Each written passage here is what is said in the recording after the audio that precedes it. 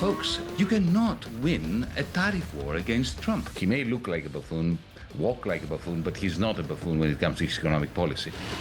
It is a mistake to think that he doesn't have a plan. He does have a plan. We don't have a plan. I'm telling you, these countries are calling us up, kissing my... Hello and welcome to the Nexus. Our special guest today is Yanis Varoufakis. You'll remember he was Greece's finance minister during a terrible economic crisis. Often seen riding his motorbike through Athens, some called him the rock star finance minister, resisting the faceless bureaucrats of the European Union and the IMF. Not to mention the rapacious bankers. Well, he's here with us today to discuss Trump's tariffs, which he says are somewhat misunderstood. Then we'll be talking to him about free speech in the United Kingdom. Whatever happened to it? And finally, transhumanism. It sounds dystopian, but it is quite possibly the future of mankind. So, Yanis, welcome to the program. Thank you for having me. Let's start with Trump and his reciprocal tariffs. Here's how he announced them on America's so-called Liberation Day.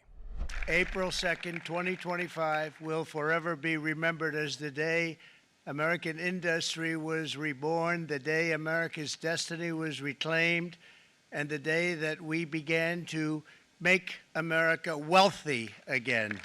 Our country and its taxpayers have been ripped off for more than 50 years, but it is not going to happen anymore. It's not going to happen. In a few moments, I will sign a historic executive order instituting reciprocal tariffs on countries throughout the world. Reciprocal, that means they do it to us and we do it to them.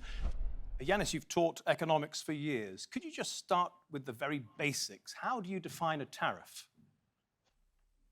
A tariff is a tax you pay on anything you purchase which has been imported in your country. So essentially, you as a consumer are paying it.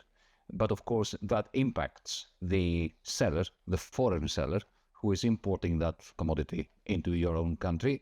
Now, who is going to shoulder the greatest share of the burden? You or the importer? Depends on how desperate you are to buy that particular good and how desperate he or she is to sell it. In economic terms, the relative elasticity of demand, but forget economics. So if you are buying something that you can't live without, like, gas for your car or insulin, if you are suffering from diabetes, then you bear, as a consumer, most of the burden. But if you're buying something that you could easily substitute with something else which is produced locally and is not subject to the tariff, then it is the exporter that has to shoulder the bulk of the pain. So many countries already have tariffs on America, and Trump says he's just trying to match their tariffs. That's why he calls them reciprocal tariffs. Should we take that at face value? Is that not reasonable?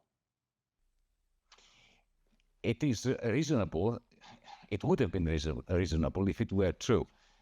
This is part of the showmanship of Donald Trump.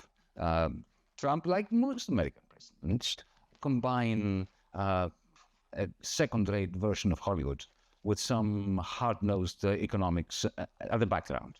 So let us not focus too much on the third-rate Hollywood, and let's focus far more on what is really at stake. And what is at stake is not the tariffs. He's using the tariffs as a weapon by which to extract concessions from Europe and from Asia, primarily. Concessions on another front. And that other front is the value of the dollar. Allow me to go straight to the essence of it. He wants to devalue the dollar, but he doesn't want you and me to turn from the dollar as a reserve currency, as the currency of the global trading system, to another currency. So he wants his cake and he wants to eat it. He wants to devalue the dollar and he wants us not to buy €1 or euros with it. This is the delicate strategy what his team is trying to execute. Whether it will succeed or not is another matter.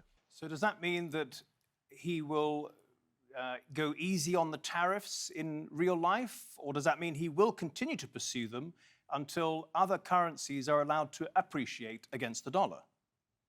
It's no question of being allowed. Look, the Japanese have $1,200 billion stashed away. The Europeans have about $1,000 billion stashed away. The Chinese have $4.5 billion stashed away. Because this is what happens when the United States, since the early 1970s, is in permanent deficit with the rest of the world. The rest of the world produces exports. The Americans consume them. The foreign capitalists receive dollars, and they hoard a lot of it, and much of it goes back to New York, and they buy American debt, they buy real estate in Miami and Manhattan and so on. This is how the world has been functioning since the 1970s. And what Trump now says is that you will need, this is what he said, telling us, the foreigners, not you and me maybe, because we don't have those billions of dollars in our accounts, but to those who do have them, you're going to have to get rid of many of your dollars, sell them, buy things that I will tell you what to buy, and I will come back to that if you want. Right. But you shouldn't buy the Chinese currency, you shouldn't buy the European currency, because I do not want anybody to usurp the dominant, the exorbitant privilege of the US dollar. So he's putting these tariffs out there, blanket attack on everyone with these tariffs, which he calls reciprocal. They're nothing of the sort. We know the formula that he used in order to calculate them. There's not much utility Yanis, they had from studying it. Yanis, can we take a... Each one of us and say, I want this from you. You mentioned the formula, Yanis. Can we take a very close and nerdy look at that? And a lot of viewers will turn off at this point, but let's get into it quite a bit, okay?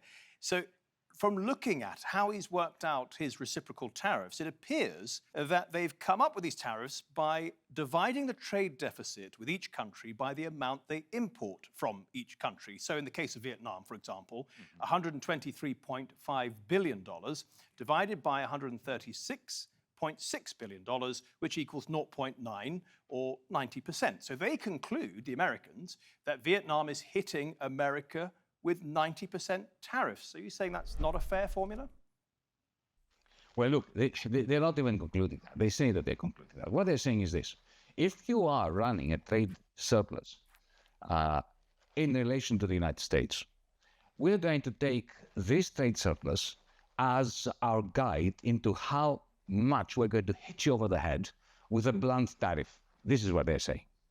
And once they do this to everyone, then they will go to Vietnam, they will go to the European Union, they will go to Britain, and they will go to Turkey, they will go to Indonesia and say, okay, now, all right, if you want us to slash this tariff, this is what we want from you.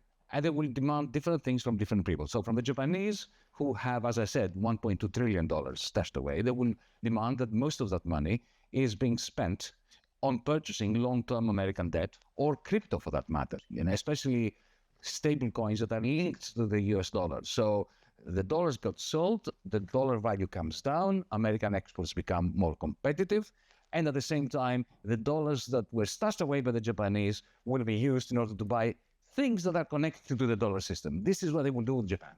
With the Germans, they will do something completely different. To the German government, what Navarro and the rest and Bessent are going to say is, don't you dare stop BASF and Siemens and BMW and Volkswagen from relocating their factories to the United States. German industry is already doing it. They are in the process of relocating to the United States. They had been even before Trump was reelected. But this will be the quid pro quo.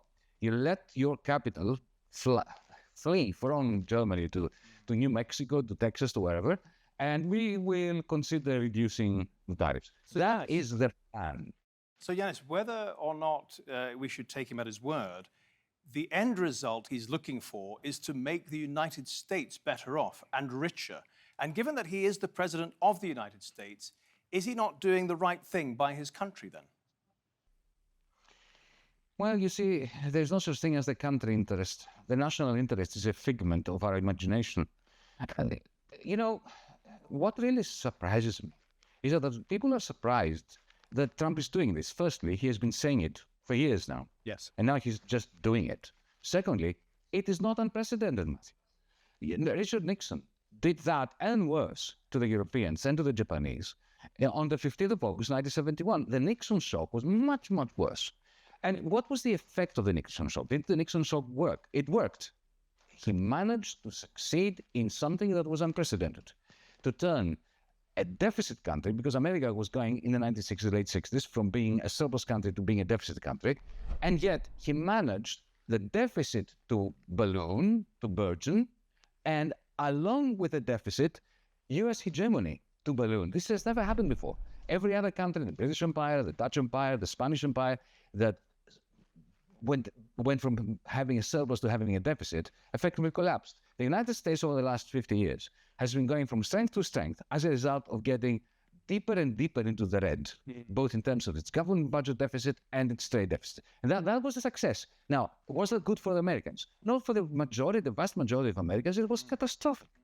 Or, if you compare hourly wages in real terms with 1973 values, you see that today they are lower than they were in 1973. So the working class in the United States suffered immensely. So when we ask ourselves the question, is this going to make America stronger? Well, it will make the American ruling class stronger if he succeeds. There's no guarantee he will succeed. Will the working class become strong? Well, that depends. If he manages to bring home some of the jobs that Siemens and various Japanese companies will carry with them as they try to avoid the tariffs by relocating to the United States, those workers who will get jobs will be better off. But other workers who will remain as part of the American precariat, working for peanuts for Amazon in warehouses, and for whom this increase in the manufacturer base, if it happens, is not going to be sufficient to shift them from being members of the precariat and putting them back in the bosom of the proletariat, they will not benefit. So, Yanis, you mentioned the working class there. Some may not. I know that the United Auto Workers Union is very excited about it. They're glad that Trump has put tariffs on cars and trucks entering the US market. They say, we applaud the Trump administration for stepping up to end the free trade disaster that has devastated working class communities for decades. And the UAW members, and I brought 20 of them with me, they're sitting right over here. We support Donald Trump's policies on tariffs 100%.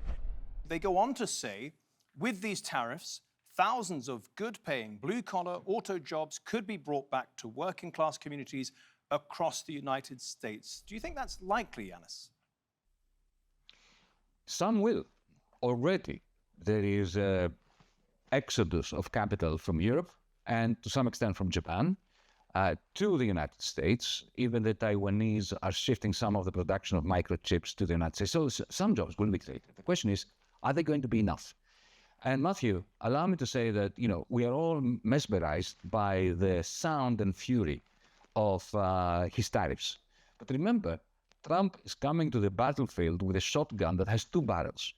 He's fired one of the 2 barrels, the tariffs. The second barrel contains aggressive tax cuts for the fat cats of the United States. If he fires that, then the auto workers are going to be far less enthused because those are going to enhance, firstly, the wealth of the wealthy at the expense, again, of the working class, and secondly, their bargaining power. So are the auto workers union absolutely certain that it will be the working class that benefits from the transfer of profits from, German automaking industries to American automaking industries? That is not at all clear.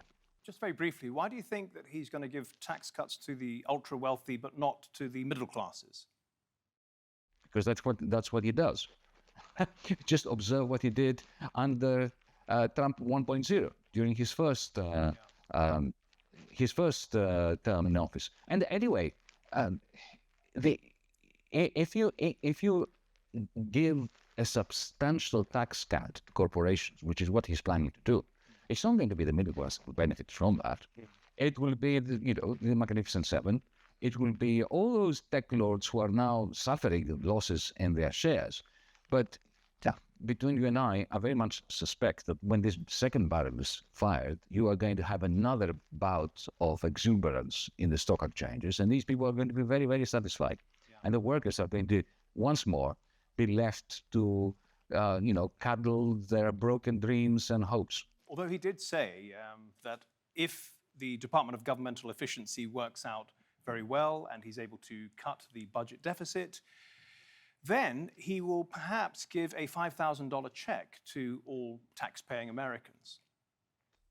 Well, what can a $5,000 check do for you if you can't put food on the table consistently? If you go bankrupt the moment your child gets sick, if the slide in the quality of your work continues. It's simply an excuse for giving gigantic amounts of money to the fat cats. The Trump administration says over 50 countries and blocs are negotiating with the United States, including Vietnam and others. Last night, at the time of recording, he had this to say. It's a little bit crude, but let's have a listen. I'm telling you, these countries are calling us up, kissing my They are dying to make a deal. Please, please, sir, make a deal. I'll do anything. I'll do anything, sir. And then I'll see some rebel Republican, some guy that wants to grandstand, say, I think that Congress should take over negotiations. Let me tell you, you don't negotiate like I negotiate. Congress takes over negotiating. Sell America fast because you're going to go busted.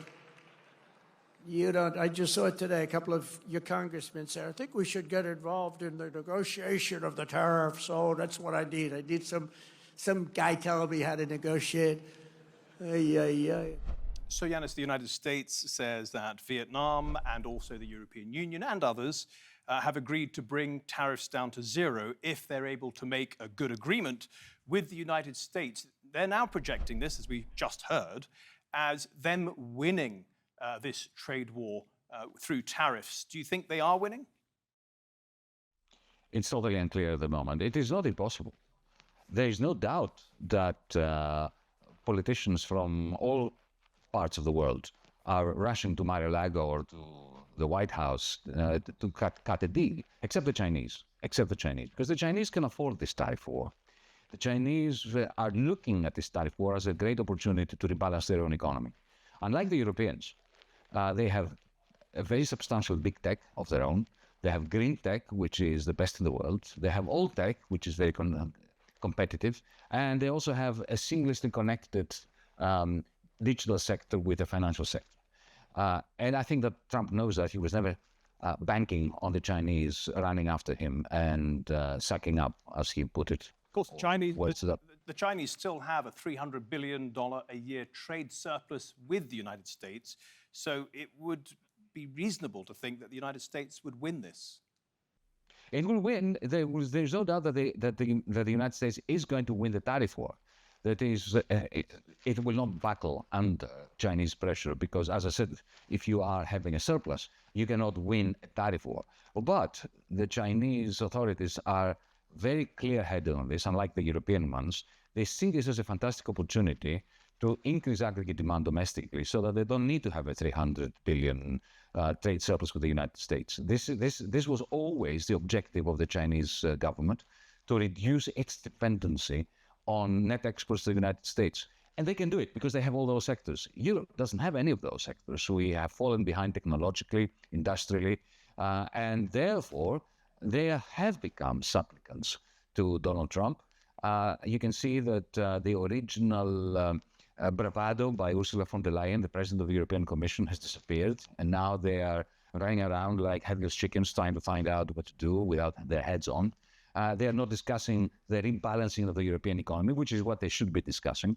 But is this going to be a victory for Trump? Well, that depends to a very large extent on, firstly, the extent to which foreign capital floods into the United States to build new factories. We'll have to wait and see. And also on financial markets. That's a great point. Yanis, you'd have noticed the mainstream media is focusing a lot on the financial markets coming down, the stock markets. For example, the S&P, at the time of recording, is down about 15% since Trump took office. That's the worst performance for a new administration since the dot-com bubble burst under George W. Bush. Is this important? You know what? On this, I think that if I were him, I would not be sweating over equities, over the stock exchange, because the stock exchange is so fickle. Remember, it came down 15% from exorbitant heights which some of us were describing as unsustainable anyway. But what really matters, what I would be sweating over if I were him, is the bond market. The bond market, which has been behaving in ways that are not consistent with what is happening. But of course, there is an explanation for that. The yields of the American debt are going up. In other words, there seems to be a sell-off of American bonds, which shouldn't be the case, because when there is a crisis, whatever crisis, even if it is the fault of the United States, it happened in 2008, and a major crisis was caused by the United States, and yet people were buying American debt because it's the safe haven. That is not happening at the moment. And the reason for that is that there are so many inane money traders out there who, for the last year or two, have been borrowing ridiculous amounts of money to gamble in the stock exchanges of the world and the derivatives markets using American debt, U.S. Treasuries as collateral. And now, because they have margin calls to pay, they are selling off those. So that is an area where I think there's a serious vulnerability on the part of Trump. Just a final question on this particular aspect of the story.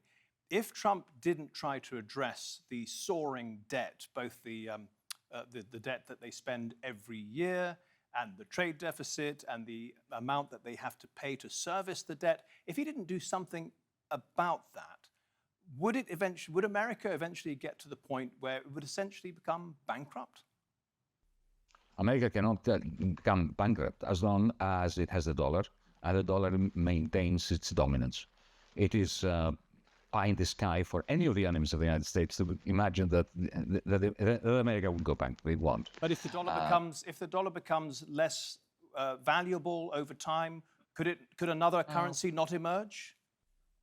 Well, the only other currency that could emerge is the Chinese currency. Yeah.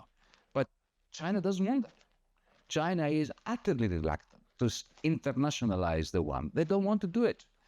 They are very conservative, and I think that the United States can bank on that conservatism of the Chinese. Look, in the 1970s, think of the Nixon shock. It's important to compare the Trump shock with the Nixon shock. What did Nixon want to do? To devalue the dollar in order to make it even more hegemonic as the reserve currency of the world. He succeeded in doing it. So there is a precedent. Whether Trump will succeed in repeating that success by Nixon, that's for us to observe and even to act, because I'm still in politics. For instance, it will depend on whether the European Union finds the nous, finds the wisdom, instead of talking to the Chinese about tariffs, to coordinate with the Chinese, to have a stimulus program, because there is a serious fear of recession both in Russia, in China, and in Europe. So if they could coordinate with the Chinese on that, if they could cooperate financially, if they could create swap lines between them, then Trump would find it very difficult to beat together the European Union and China. But I don't think that the European Union has the wisdom that is necessary in order to see this opportunity to strike a deal with China. Yanis, we're nearly out of time. I can squeeze in one more question about free speech. Now, the United States has hinted that its trade relationship with the United Kingdom and other European countries is somewhat conditional on those countries upholding certain freedoms. Have a listen to J.D. Vance in Munich. A little over 2 years ago, the British government charged Adam Smith Connor, a 51-year-old physiotherapist and an Army veteran, with the heinous crime of standing 50 meters from an abortion clinic and silently praying for 3 minutes. In Britain and across Europe, free speech, I fear, is in retreat. Yanis, are you concerned about that example and about freedom of speech in the United Kingdom more broadly? I'm utterly worried about freedom of speech, which is under fire in the United Kingdom, in Europe, in the United States. Think of the pro-Palestinian supporters. I was personally banned from entering Germany, even by Zoom, for not supporting the genocide of Palestinians in Israel-Palestine. But I'm also absolutely appalled by the hypocrisy of all these politicians, of the left and of the right, of Keir Starmer, of J.D. Vance himself. Did he ever say a single word in support of the right of Julian Assange to do journalism without spending years in solitary confinement in Britain's Guantanamo, which is the Belmarsh prison? What about the people who are being arrested today for, the Quakers in Britain, 6 women who were brought in, the doors broken down, and they were abducted by police for having a Quakers meeting, for goodness sake. So yes, I'm absolutely appalled. And this is why on Friday, around 2 o'clock, I will be at the Foreign Press Association in London at a press conference where we're going to be making the point that journalism, that freedom of the press is under fire, and we better do something about it before we wake up one morning and fascism is not at our door, but it's within. Another threat on the horizon, Yanis, transhumanism. You've been warning about it as it's being pushed by the Silicon Valley types for some time. Let's have a quick listen to them first, and then we'll ask you what you make of it. Imagine you could communicate clearly at 10 or 100 or 1,000 times faster than normal. For myself, the transhuman, when I wrote the manifesto in 1983, it was about overcoming human limitations, biological limitations. I do agree that, extending health span and augmenting humans is a very good thing to do. Yanis, when you listen to them, you think, oh, that sounds really great, but perhaps you could explain what transhumanism is and why you are concerned about it. It's the ideology that will replace neoliberalism. Neoliberalism was a pathetic ideology that was necessary in order to liberate financial capital in the 1970s and 80s. And transhumanism is the ideology that the tech lords, I call them techno-feudal lords, are using in order to liberate completely and totally the form of capital which they possess, which I call cloud capital, what lives in your phone, that dialectical machine that interfaces directly with your mind. From their perspective, effectively they're all boys, aren't they?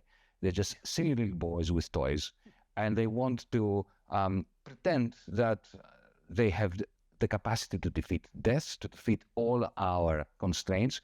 What they don't realize, of course, is the foolishness of this, because our constraints are constituent parts of our liberty.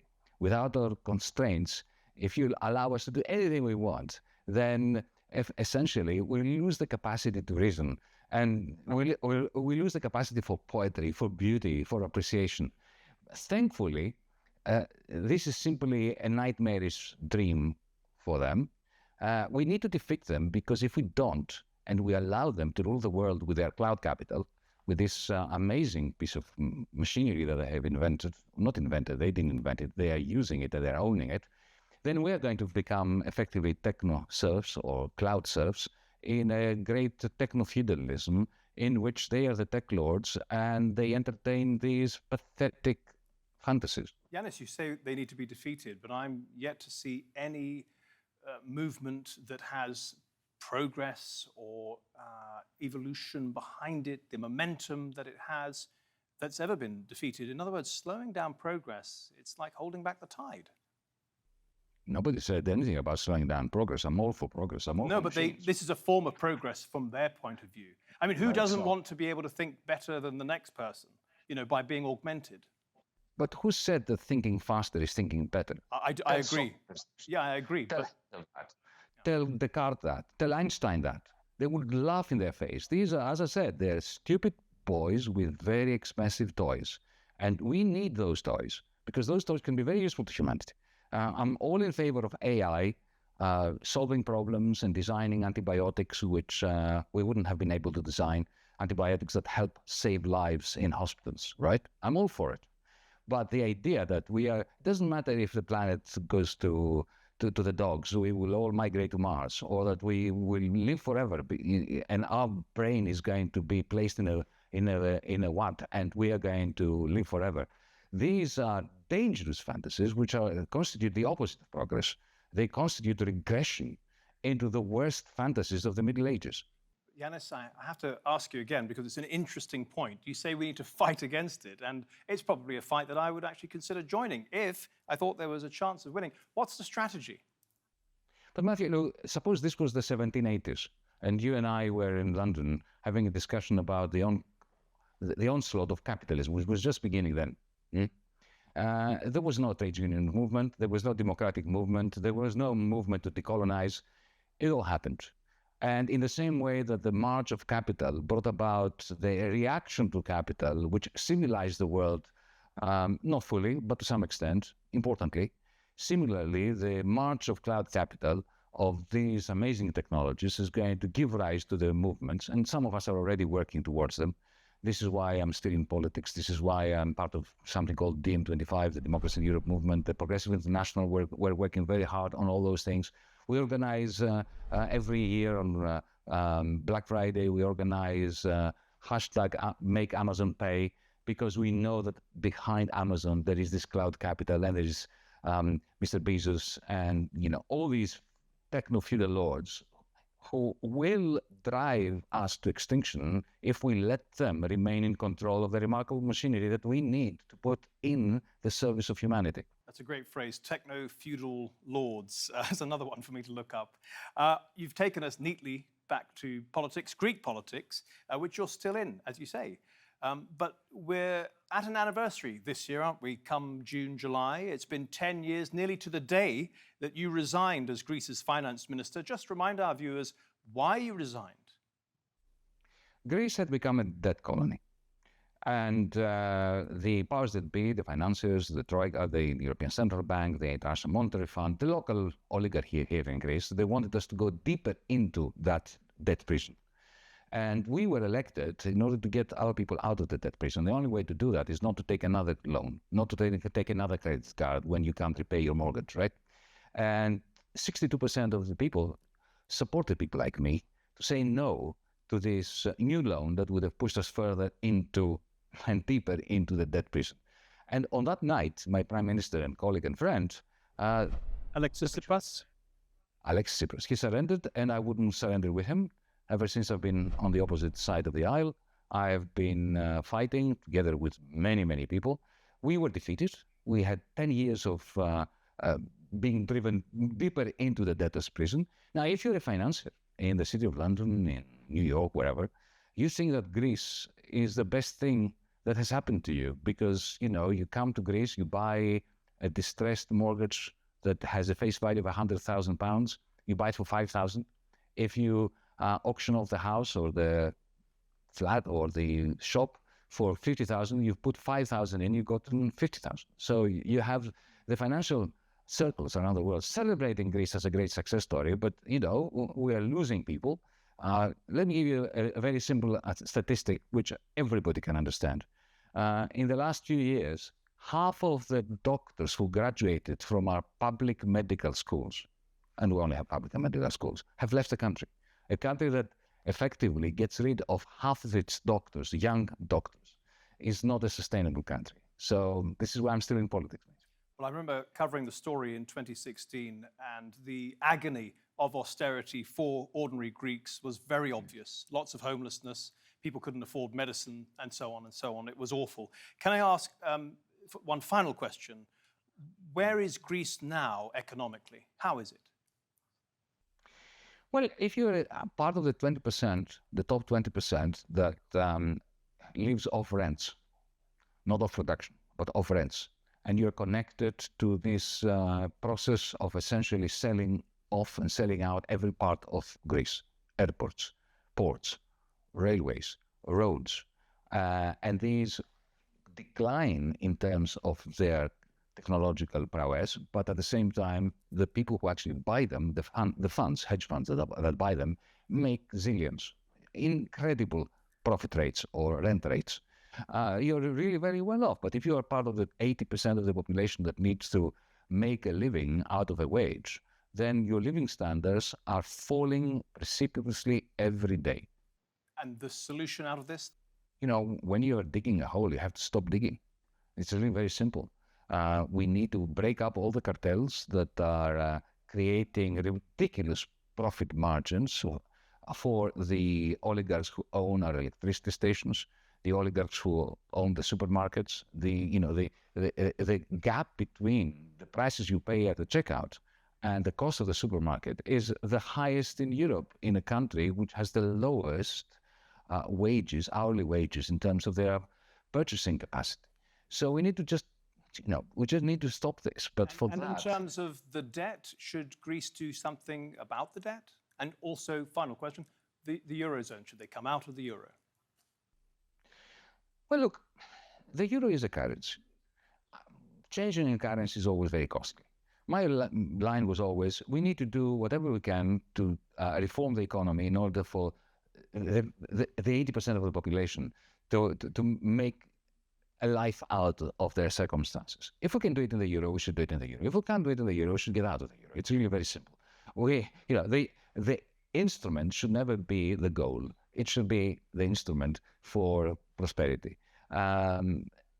The situation now is very dire. And you know what? What they did to us here in Greece 10 years ago is the reason why Germany is deindustrializing. I was telling Schäuble that, the finance minister of Germany at the time. I was saying that what you're doing to us, this austerity is going to come back and bite you. Because, you know, why is Donald Trump wiping the floor clean with the European Union? Because the European Union, through this austerity, which started in Greece, in order to go to Germany, has kept wages very low across Europe, demand very low, investment very low. And so, you know, Mercedes and Siemens, the only way to sell is to sell the United States. And now this model is kaput.